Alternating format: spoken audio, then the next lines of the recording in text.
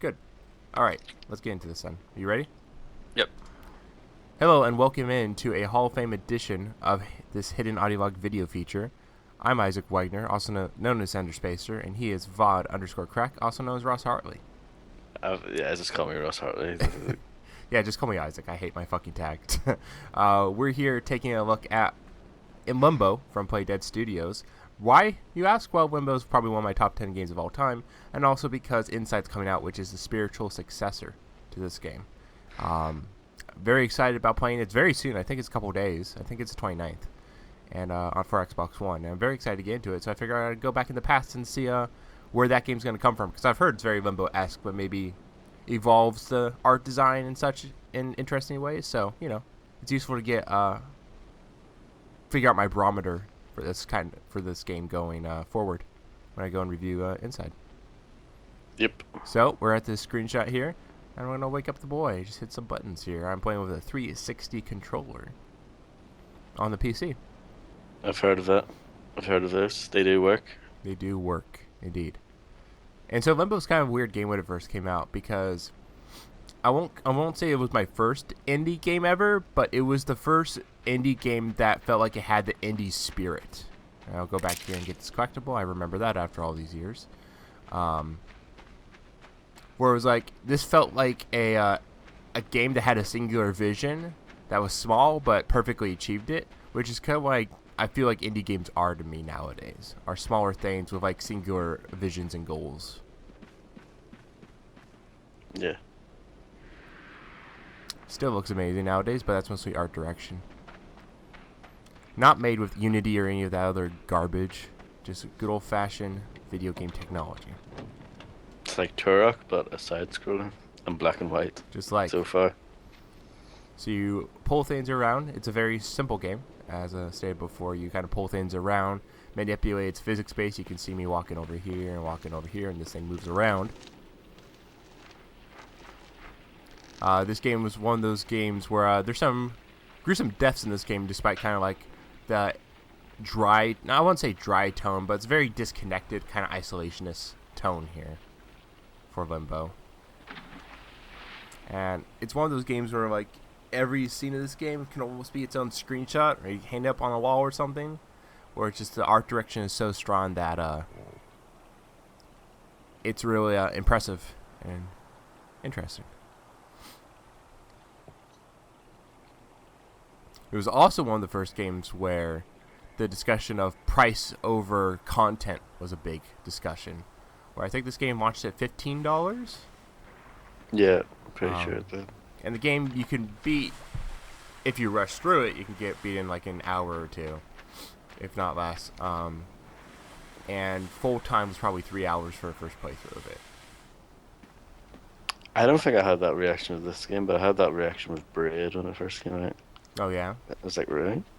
Braid I greatly dislike, so it was like it took me forever to finish that game, so it felt like I got my money out of it. Yeah, no, I just, I think I was one of the first ones to be Super Money. When I mean Super Money, I mean 1,200 Microsoft pounds in these days, you know. It's kind of crazy how like $15 back in the day felt like a lot of money, right? And nowadays you're getting like things like Super Hot and stuff like that going at $25 at launch. We've kind of come a long way. Oh shit. Alright, well you can see some gruesome deaths right there. Already died. If I were going for that achievement where it's finished this game with less than 5 deaths, then I would be on a very bad start. Yeah, this game actually got Peggy 18. Oh, did it? It's pretty gruesome, so that's understandable. Yeah. And there's some really dark and mature themes that are in it. It's a game that has like a narrative. Well, it doesn't have a narrative. It has like, what's the word for it? There's a through line, and there's probably a plot and some themes that are explored in Limbo. But they're not. There's no dialogue. There's no words on the screen or anything like that. It's all told through environmental storytelling and some cutscene things that happen.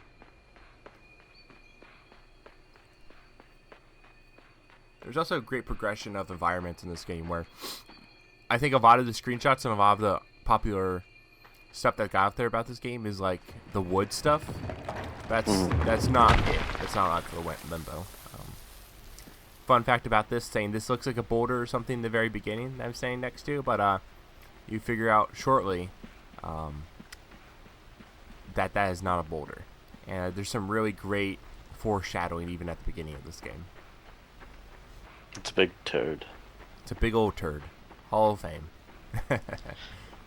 What was I gonna say?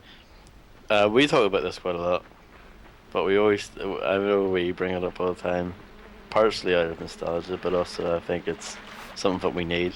Yeah. Is Summer of Arcade. Yep. Yeah. This was not one of the first Summer of Arcade games. No, but this was like the main one for that year in 2010. Yeah. They always had their their hallmark title, and then the other ones could have been hit and miss or whatever, but they always had like the one sort of big one, and Limbo was that for 2010. Yep, it was the one where you look at it and you're like, that will probably be a big deal. Yeah. People will probably care about this, and they did care about this. I think there's another collectible over yonder. I'm trying to remember what the other 2010 ones were off the top of my head. There was Castlevania, Harmony of Dissonance, that was one. Mm-hmm. And For Limbos here? Yeah. You can look it up on Wikipedia. I actually don't remember. No, I think it's more fun if I try to remember myself. Hydro Thunder, Hurricane. That game's solid. That's a fun little thing. That is a good game. Yeah. I'm trying to remember what the other one And I was saying about Summer Arcade, even though there was the one marquee title, the other ones, while they could be hit and miss, sometimes turn out pretty great, and you're like, yeah, this is fun. Monday Night Combat. Monday Night Combat, that was okay. Yeah, I didn't really like it. I give it a very solid okay. Yeah, it was the hybrid of that year. It was kind of the weird beginning of like games becoming MOBAs. Whatever the fuck I said, whatever. Makes all the sense. It's good to see that we've actually got viewers in the chat for a change, instead of just us dribbling on in the corner like old men. That's what we welcome always to do. chat. Dribbling. I looked at some past of our old videos of like Hitman and stuff, and like I think you named it, and you were just like, Isaac and Ross mumbling over. That was scary. That was scary. One of my other favorite ones, Isaac and Ross talk mess about Hitman Absolution. That was a good one. That's before we had like the Hall of Shame feature. That was before we took this remotely seriously. Yeah. I mean, this is honestly the first time we've taken this video stuff seriously at all. So. I feel like we gave it half a try like 2 years ago. Yeah. And then now we're serious. Like yeah, we're trying to do video stuff pretty often. At least I want to do it pretty often. Yeah, I think we've maintained a schedule so far, and I've been doing esports for a while, but oh yeah, kind of irregular. Yeah, I think our best stuff is always when we're together. So yeah, because while one guy can focus on talking and playing and trying to construct thoughts in between, the other guy can fill in airtime there.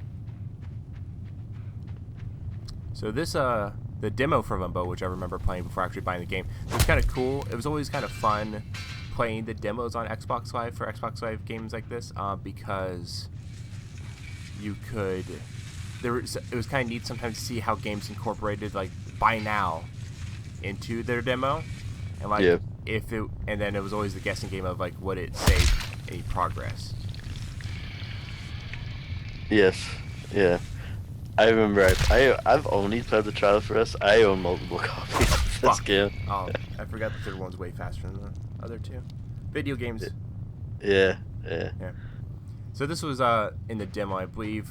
The end of the spider sequence is the end of the demo.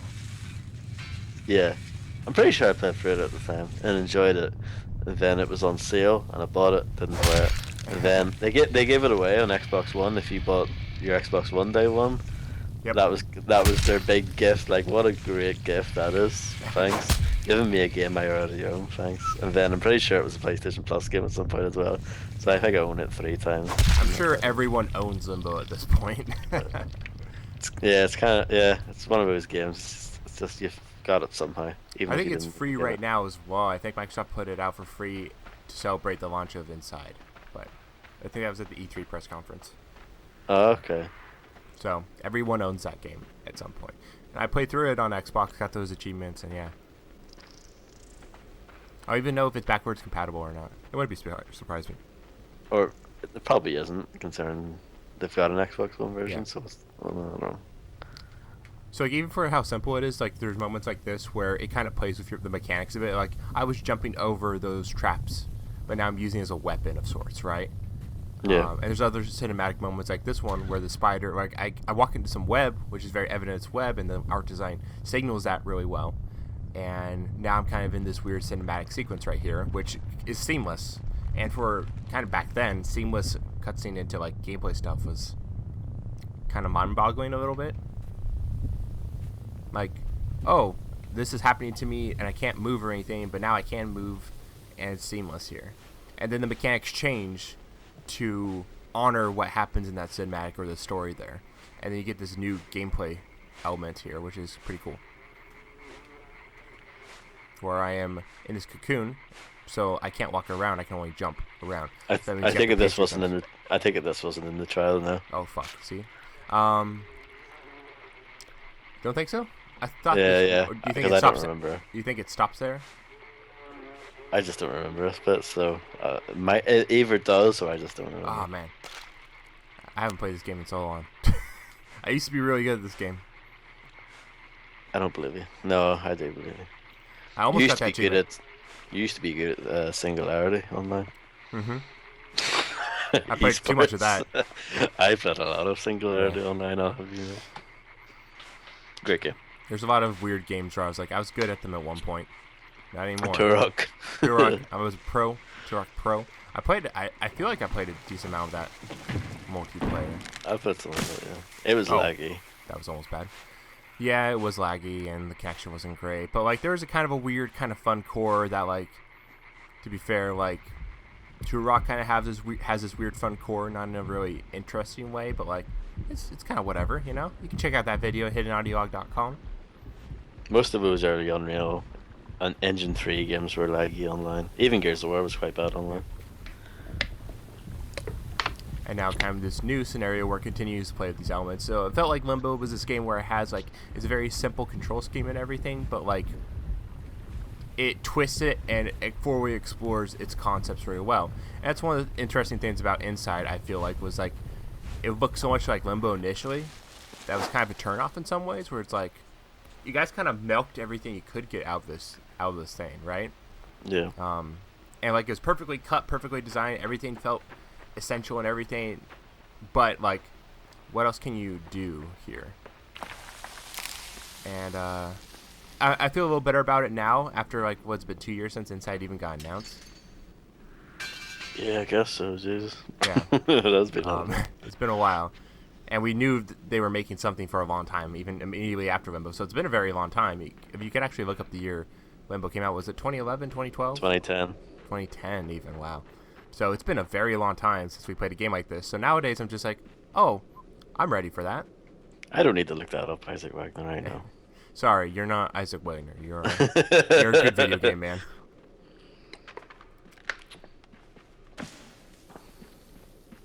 And Limbo's one of those games where it kind of began with like, it has the way where you can easily die and everything, but it's a quick restart. Get right back in. You didn't get some military quote or anything after each death, or That would be funny. look at a loading screen. The cost of a ballistic missile is $4 million. I kind of miss that in Call of Duty.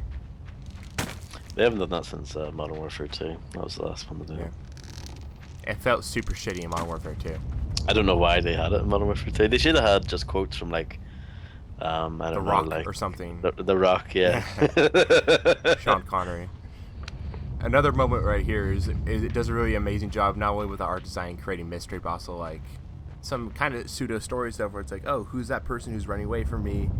What's this mechanical spider thing? And it calls back to itself really well. It's just, yeah, it's getting fantastic. It's the G-Man who ran away there. It's the G-Man. Yeah. He's watching your every move. Yep. Still need to play Half-Life 2 someday. Even though I believe it's overrated and everyone's wrong about it. It's better than that. Puh, I say. What you're doing right now, it's just like something you do Half-Life 2, but in 3D. Yeah. Where's the crates? Yeah.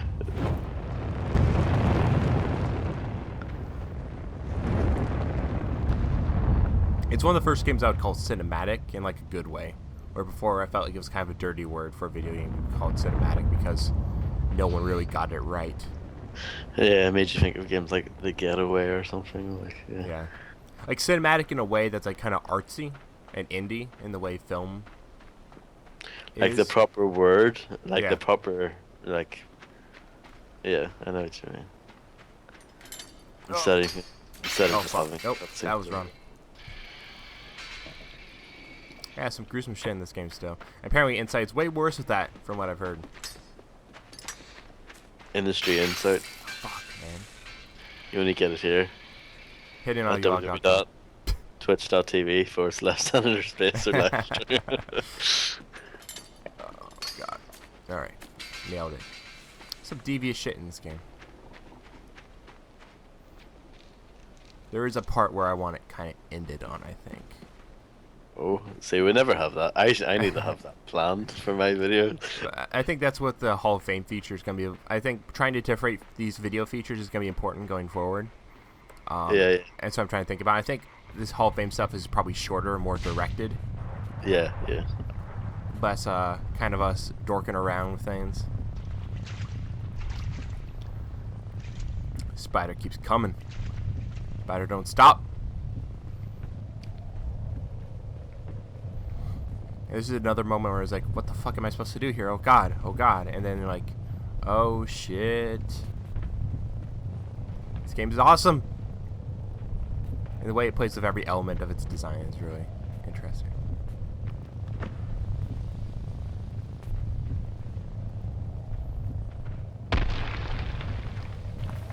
Even to this point, I think indie games actually got a lot bigger nowadays. When you look at things like Super Hot, like scope-wise, even though it's kind of doing the smaller thing, it's a much larger game. It feels like Dust and Elysian Tale. Like these games got bigger, and in ways that like are cool and so great. But like Limbo it was cool because it had this very singular goal it wanted to achieve. It got it done, and then moved on. That'll be another game we're taking a look at. There'll be another Hall of Fame feature recorded right after this. Look forward to that. We've already done Dust and Elysian Tale. No, not that one. Not that one.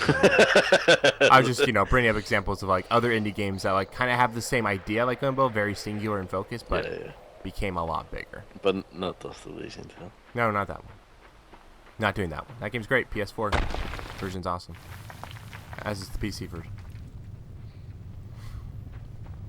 And now our spider's back, and he's severely wounded. And kind of pissed off.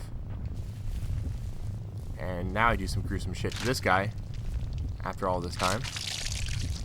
And then you kind of realize what these boulders have been this entire time. In all actuality. Spoilers, dude. It was foreshadowed over. It's alright.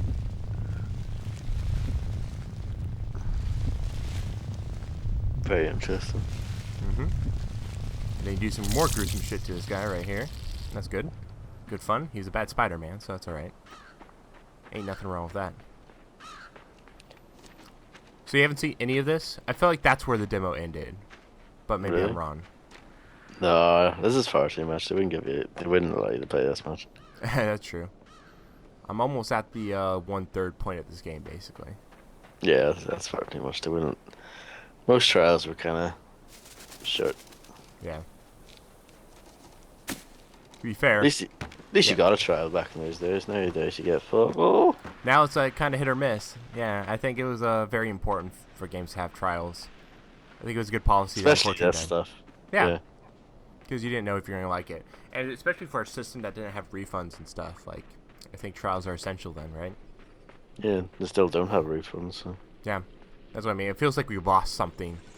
It feels like we've actually lost a bit of stuff going from one generation to the next. Yep. Some more foreshadowing of what's to come here.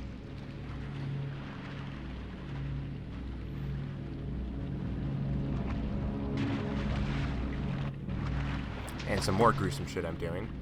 And the thing is, like, this game is gruesome and kind of mature and dark, but not in really pandering ways like Game of Thrones.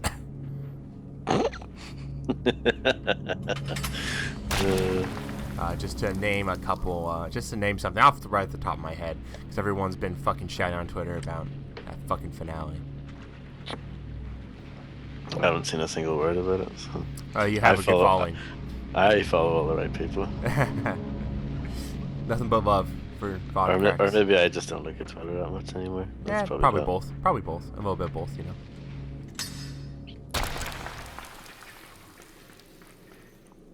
All right. More foreshadowing of what you're supposed to do. Really smart stuff in this game.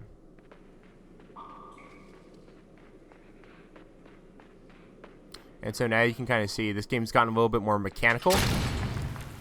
Yeah. There is a definite change in what's going on and types of puzzles you encounter and such. I think this one's the two side ones. Yeah. Right. And what's going on.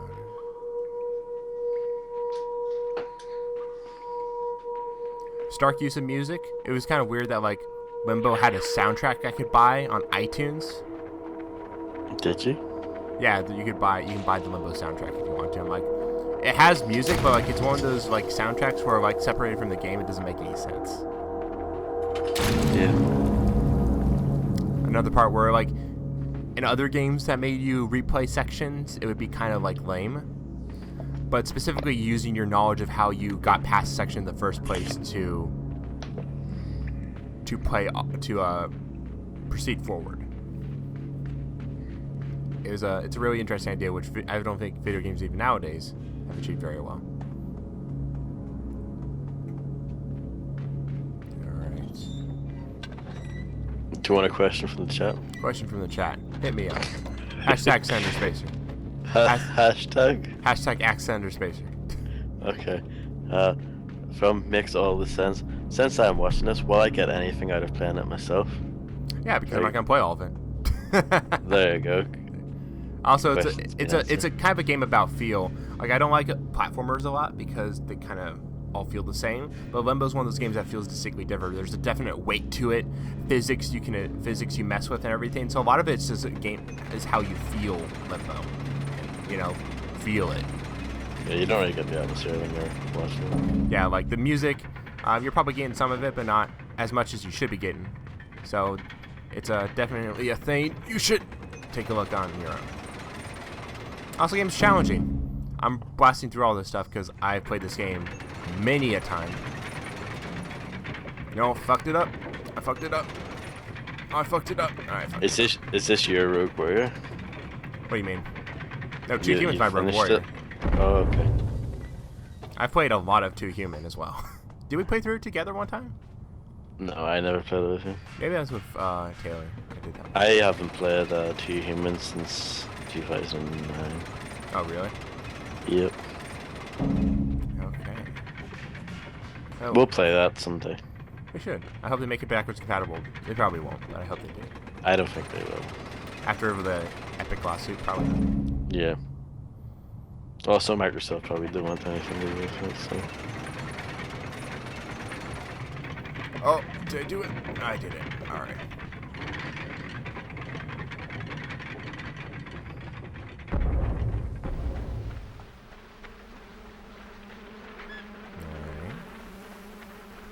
Got some funny dog creature there who likes mushrooms. That sure won't be important, I'm sure. And, this is the thing that's been foreshadowed this entire time, where the gameplay mechanics change, where you lose control of your character for the most part, except for jumping. So it's an endless runner? So it becomes the first endless runner. LimboRunner.com. Check it out. And then you remember those guys that like to eat those things. And I fucked up this puzzle already. Chris. I swear I'm a video game, man. Let me just drown myself. That's a sentence you like hearing. That wouldn't be good if you were going for that achievement. No, I think I've already failed this achievement. But knowing all the puzzles, and once I get the pacing back down, I can finish this game in like an hour or so, so it's not a big deal. to like replay this game over and over again, figure out like, all right, what am I supposed to be doing here? All right, push this box over. Let the guy snap me up and free me from my hellish prison there. Alright, I think we're nearing where I want to be. I want to get to a part where the environment kind of radically changes a little bit. Alright, got another one of our little friends here, Mr. Squirrel Man. Or Monster Guy Man, I don't know what he is.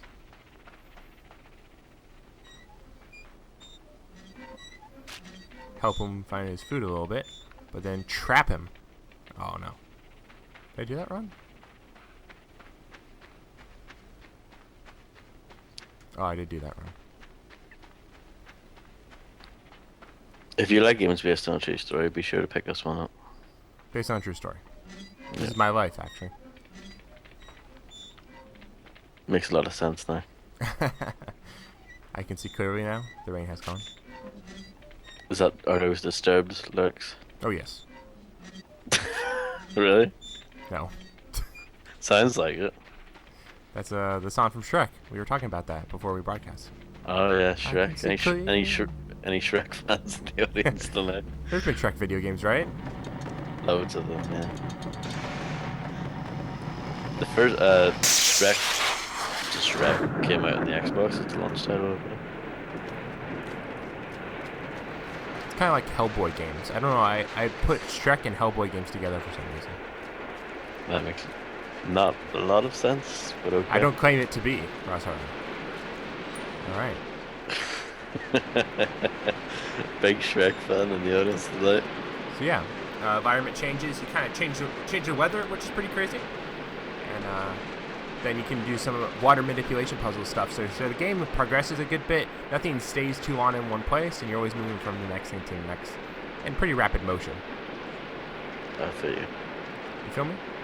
I feel you. But with that, I don't really want to play too much more because we are at the 1/3 point basically here. So I just kind of want to show off why this game's special, is its smallness and its completeness and its uniqueness, and how its potent tone and kind of like art style still kind of holds up today. And get that free on Xbox One, and check out Inside, which I will be doing very soon here. So thanks for watching, everybody. Got any last remarks for us, Hartley? If you're watching the live stream, we'll be back soon. We'll be back soon. Stay tuned. 5 minutes or so. Stay tuned. There will be more coming. Peace out.